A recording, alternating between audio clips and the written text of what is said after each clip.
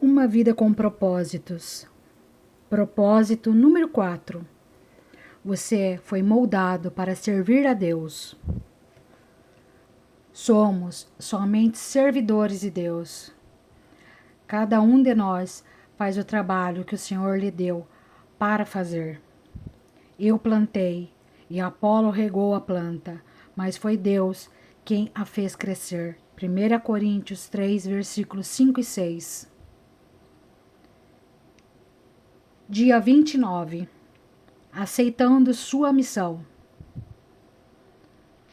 Foi o próprio Deus quem fez de nós o que somos e nos deu uma vida nova da parte de Cristo Jesus. E muitos séculos atrás, Ele planejou que gastássemos essa vida em auxiliar aos outros. Efésios 2, versículo 10.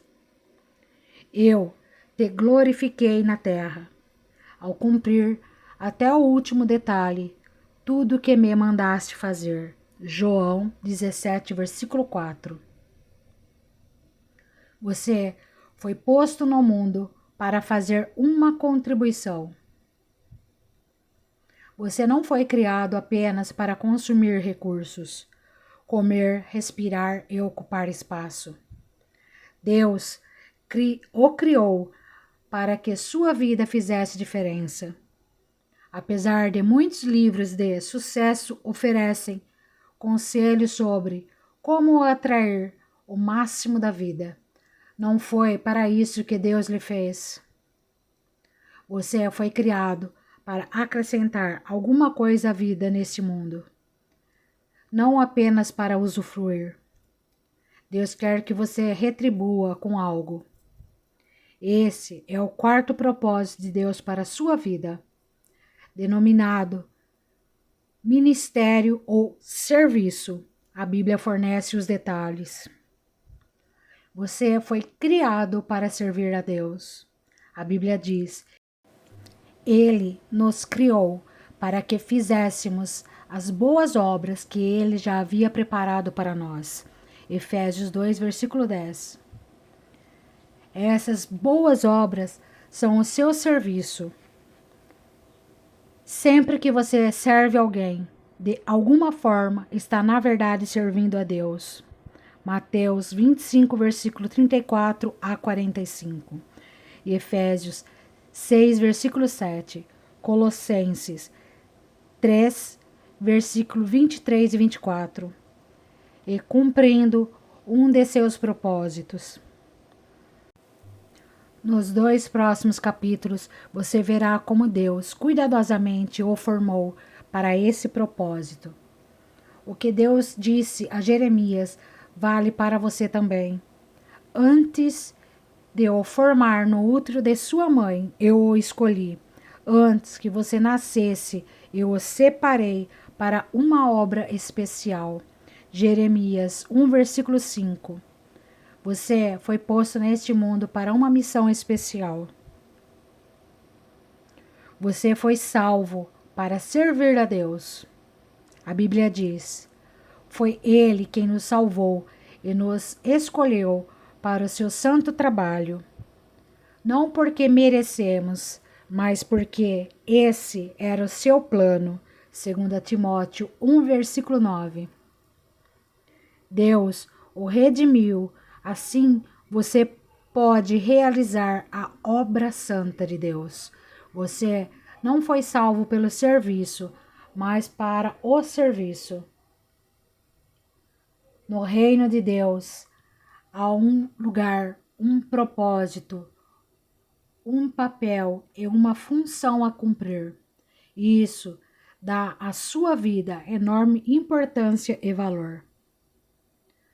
Comprar nossa salvação custou a Jesus a própria vida. A Bíblia nos faz recordar: Deus pagou um alto preço por vocês, portanto, usem seu corpo para honrar a Deus. 1 Coríntios 6, versículo 20. Não servirmos a Deus movidos por culpa, medo ou mesmo obrigação, mas pela alegria e profunda gratidão pelo que Ele fez por nós. Devemos-lhe a vida. Pela salvação, nosso passado foi perdoado, nosso presente ganhou sentido e nosso futuro está garantido. À luz dessas incríveis vantagens, Paulo conclui: por causa da grande misericórdia divina, peço que vocês se ofereçam completamente a Deus como um sacrifício vivo, dedicado ao seu serviço. Romanos 12, versículo 1. O apóstolo João ensina que nossos préstimos amorosos às outras pessoas demonstram que somos verdadeiramente salvos. Nosso amor uns pelos outros dá testemunho de que já passamos da morte para a vida. 1 João 3, versículo 14. Se não sinto amor pelos outros, nem desejo de ajudar as pessoas e me preocupo somente com minhas necessidades, devo questionar se Cristo está realmente em minha vida. O coração salvo deseja servir. Outro termo relativo a servir a Deus e mal compreendido pela maioria das pessoas é ministério. Quando a maioria das pessoas escuta a palavra ministério, pensa logo em pastores, padres e outros clérigos. Mas Deus diz que cada membro de sua família é um ministro. Na Bíblia, as palavras servo e ministro são sinônimas, assim como serviço e ministério. Se você é um cristão, então é um ministro. E quando está servindo, está ministrando. Quando a sogra de Pedro foi curada por Jesus, ela imediatamente se levantou e começou a servi-lo. Mateus 8, versículo 15. Usando o novo dom da saúde. É exatamente isso que devemos fazer. Somos curados para ajudar outros. Somos abençoados para ser uma bênção. Somos salvos para servir, mas não para ficar sentados esperando pelo céu. Você nunca se perguntou por que Deus não nos leva para o céu imediatamente após aceitarmos sua graça? Porque nos deixa em um mundo decadente? Ele nos deixa aqui para que cumpramos os propósitos dele. Depois que você é salvo, o Senhor tenta usá-lo para cumprir os objetivos que ele traçou. Deus tem para você um ministério na igreja e uma missão no mundo. Você é chamado para servir a Deus. Enquanto cresce, você deve pensar em ser chamado por Deus. É algo que somente missionários, pastores, freiras e outros trabalhadores ou obreiros de tempo integral experimentam, mas a Bíblia diz que todo cristão é chamado para servir. Efésios 4, versículo 4 a 14. Também Romanos 1, versículo 6 e 7. E 8, versículo 28 a 30.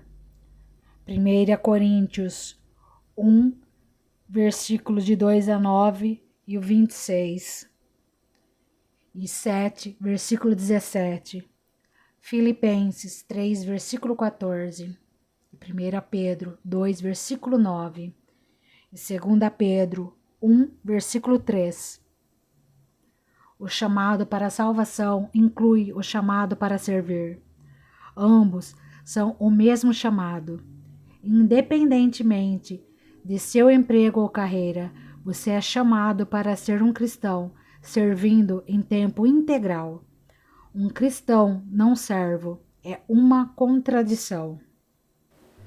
A Bíblia diz: Deus nos salvou e nos chamou para sermos o seu povo.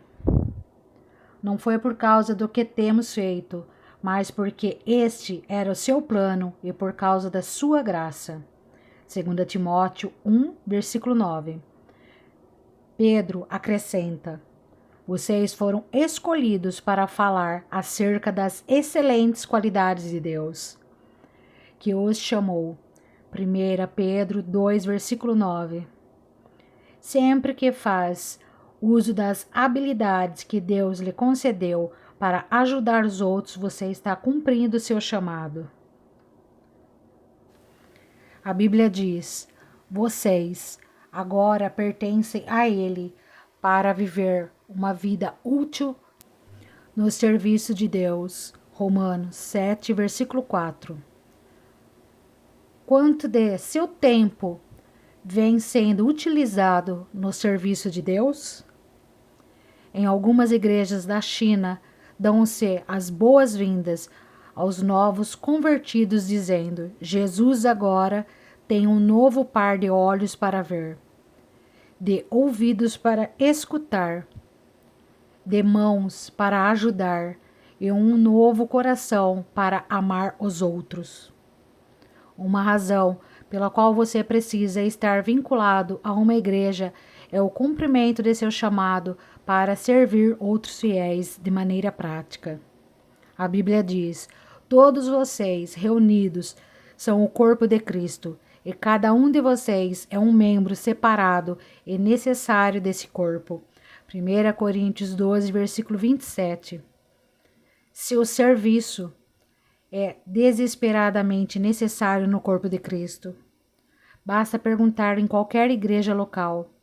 Cada um de nós tem um papel a desempenhar e cada função é importante. Não existe serviço pequeno para Deus. Todos são importantes.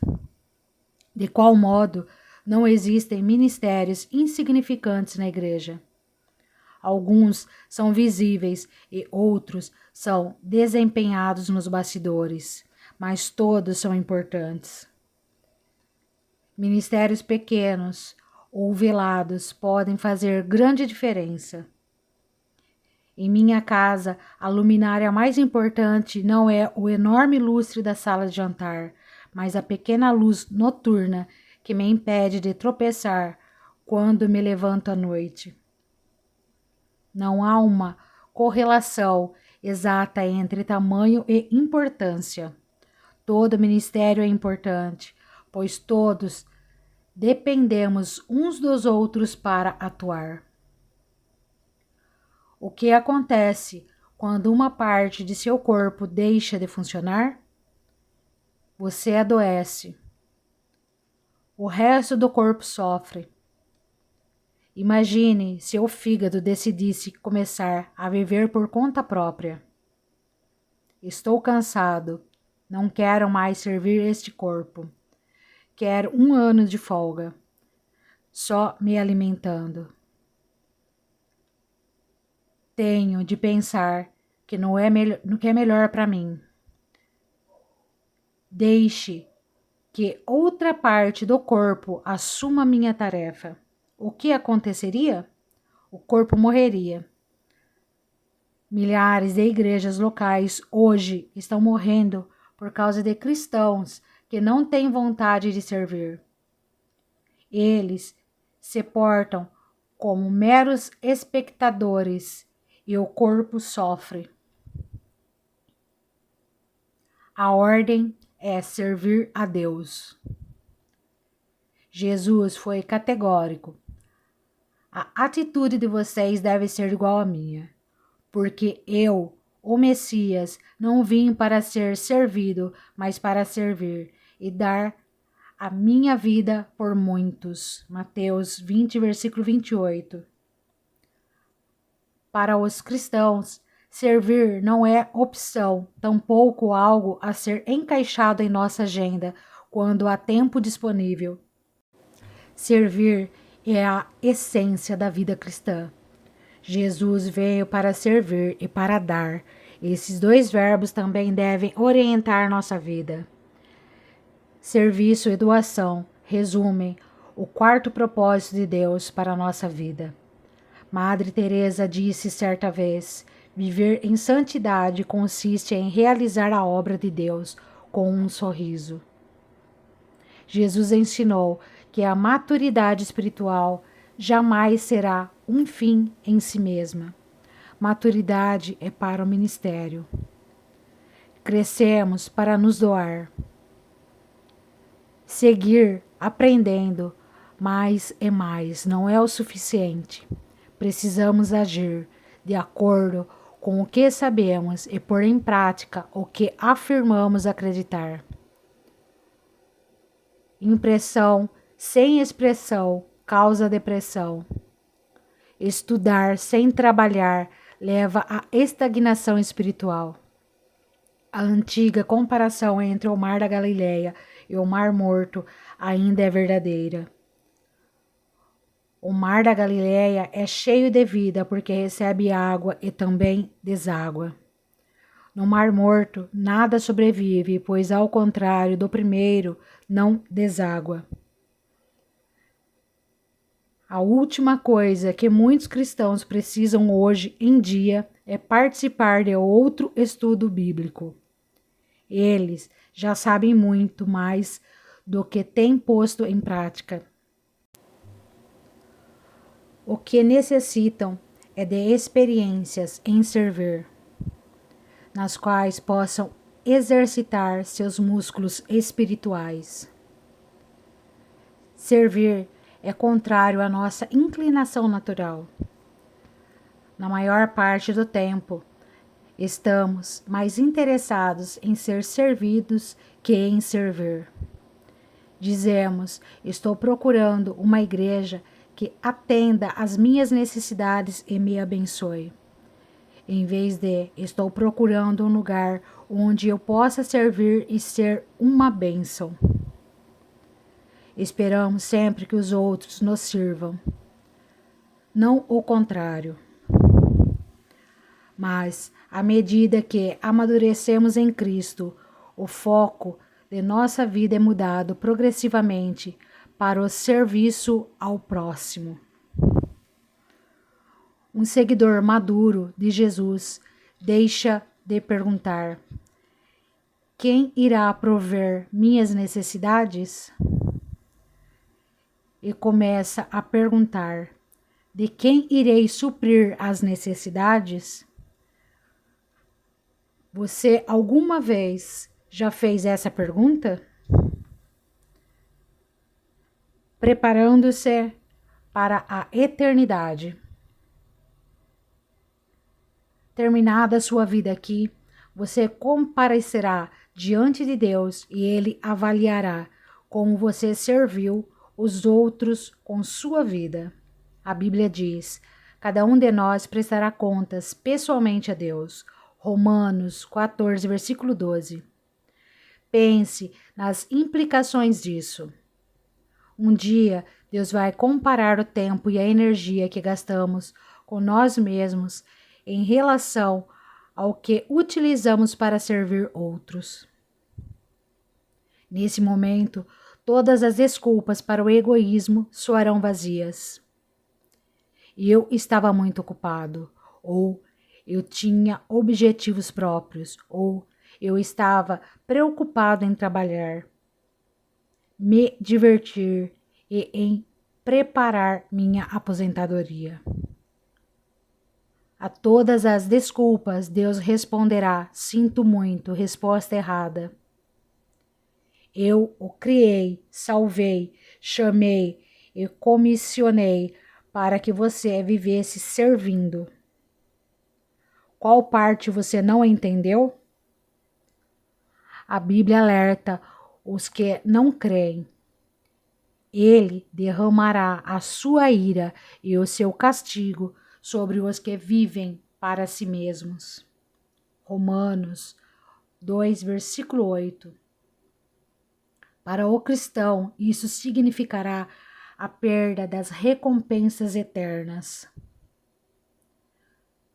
Só estamos plenamente vivos quando estamos ajudando outros. Jesus disse: se você insistir em salvar a sua própria vida, você a perderá. Somente aqueles que põem de lado a sua vida por minha causa e por causa da boa nova é que saberão realmente o que significa viver. Marcos 8, versículo 35. Mateus 10, versículo 39. E 16, versículo 25. Lucas 9, versículo 24. E 17, versículo 33. Essa verdade é tão importante que é repetida 5 vezes nos evangelhos. Se você não está servindo, está apenas existindo, porque a vida foi feita para o ministério. Deus quer que você aprenda a amar e servir as pessoas de forma altruísta. Serviço e importância. Você dará a vida por algo? O que será? Uma carreira, um esporte, um passatempo, fama, riquezas? Nenhuma dessas coisas terá relevância eterna. Servir é o caminho para quem quiser ser importante. É por meio do ministério que descobrimos o sentido da vida. A Bíblia diz: cada um de nós encontra significado e função como parte desse corpo. Romanos 12, versículo 5. Quando servimos juntos na família de Deus, a vida assume uma importância eterna. Paulo diz: quero que vocês pensem como tudo isso torna vocês mais importantes, não menos, por causa daquilo que vocês são parte. 1 Coríntios 12, versículo 14 a 19. Deus quer usá-lo para que faça diferença no mundo dele. Ele quer atuar por seu intermédio. O que importa não é a duração de sua vida, mas a contribuição que você ofereceu. Não quanto viveu, mas como viveu. Se você não está envolvido em algum serviço ou ministério, que desculpa tem dado? Abraão era velho, Jacó era inseguro, Lia não tinha atrativos, José foi maltratado, Moisés gaguejava, Gideão era pobre, Sansão era codependente, Raabe era imoral, Davi teve uma amante e todo tipo de problemas familiares.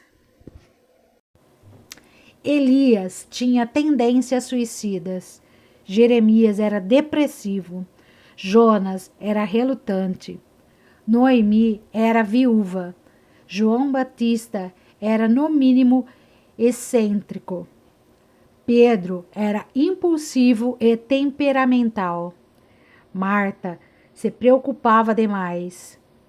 A samaritana teve vários casamentos fracassados. Zaqueu era indesejado. Tomé tinha dúvidas. Paulo tinha saúde fraca e Timóteo era tímido. Aí está uma boa variedade de pessoas desajustadas, mas Deus usou cada uma delas em sua obra. Ele também o usará se você parar de apresentar desculpas. Dia 29. Pensando sobre meu propósito de vida. Tema para reflexão: servir não é uma opção.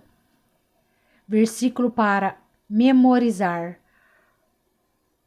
Porque somos criação de Deus, realizada em Cristo Jesus, para fazermos boas obras, as quais Deus preparou antes para nós as praticarmos. Efésios 2, versículo 10. Pergunta para meditar: o que está me impedindo de aceitar o chamado de Deus para servi-lo?